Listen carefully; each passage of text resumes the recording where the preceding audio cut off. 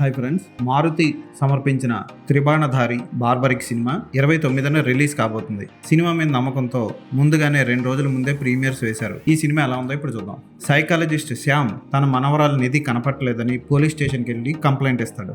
అయితే ఈ మిస్సింగ్ కేసుకి రామ్ అని విదేశాలకు వెళ్ళబోతున్న యువకుడికి డాన్ పద్మకి ఆమె అల్లుడు దేవ్కి ఎలా సంబంధం ఉంది? ఈ మిస్సింగ్ కేసుని పోలీసులు ఛేదించారా, లేకపోతే సైకాలజిస్ట్ శ్యామ్ తన మనవరాల కేసుని తానే ఛేదించాడా, అసలు ఆ మనవరాలకి ఏమైంది అన్నది సినిమా చూసి తెలుసుకోవాలి. ఇటువంటి సినిమాలకి స్క్రీన్ ప్లే రాయడం చాలా కష్టం. అయితే దర్శకుడు ప్రేక్షకులను కూర్చోబెట్టే విధంగా ఇంట్రెస్టింగ్ గానే స్క్రీన్ ప్లే రాశాడు. కట్టప్ప సత్యరాజ్ చాలా రోజుల తర్వాత మళ్ళీ ఓ మంచి పాత్రతో ముందుకొచ్చాడు. ఈ సినిమాలో డ్రగ్స్కి బానిసలైన వారు డ్రగ్స్ కోసం ఎలాంటి పనులకు ఒడిగడతారు, వాళ్ళ వల్ల సమాజానికి ఎటువంటి ప్రమాదాలు సంభవిస్తాయి, సమాజం ఎన్ని ఇబ్బందులు పడుతుంది అన్నది చక్కగా చూపించారు. ఇంటర్వెల్ ట్విస్ట్ బాగుంటుంది.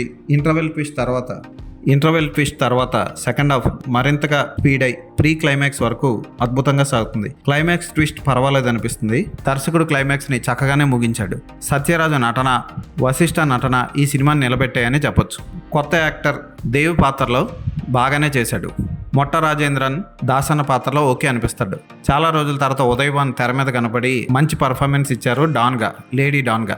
సత్యం రాజేష్, సాంచి రాయ్, మేఘన పాత్రలో పర్వాలేదు అనిపిస్తాయి. ఆ పాత్రకి న్యాయం చేశాయి. ఫోటోగ్రఫీ ఈ సినిమాకి ప్లస్ పాయింట్. ఇన్ఫ్యూజన్ అనే బ్యాండ్, అంటే కొంతమంది సంగీతకారులు అందరూ కలిపి ఒక గుంపుగా తయారై సినిమాలకు మ్యూజిక్ అందిస్తారు. వాళ్ళు అందించిన పాటలు, బ్యాక్గ్రౌండ్ స్కోర్ సినిమాని నిలబెట్టాయని చెప్పొచ్చు. మరి గొప్ప పాటలు కాకపోయినా పర్వాలేదు అనిపిస్తాయి.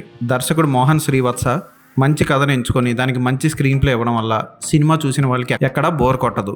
సినిమాకి photography, graphics, re recording plus అవ్వడం వల్ల అతను ఎంచుకున్న కథలో చిన్న చిన్న లోపాలు, స్క్రీన్ ప్లేలో అక్కడక్కడ స్లో అయినా, ల్యాగ్ అయినా టెక్నికల్గా ఉన్న సపోర్ట్ సినిమాని నిలబెట్టేసింది. ఈ సినిమాని ఖచ్చితంగా అందరూ ఒకసారి చూడొచ్చు.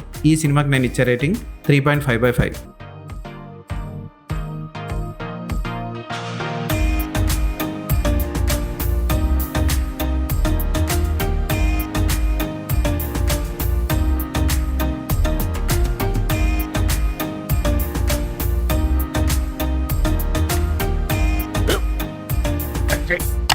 స్కూల్ బెంచ్ లో ఎంత గట్టిగా ఉందరా?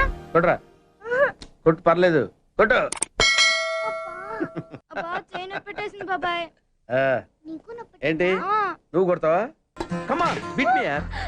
వద్దు బాబాయ్. వాడిని నేను కొట్టడం లేదమ్మా, వాడినే నన్ను కొట్టమంటున్నాను. నువ్వేం కంగారు పడక్కర్లేదు. అడుగుతావేంటి?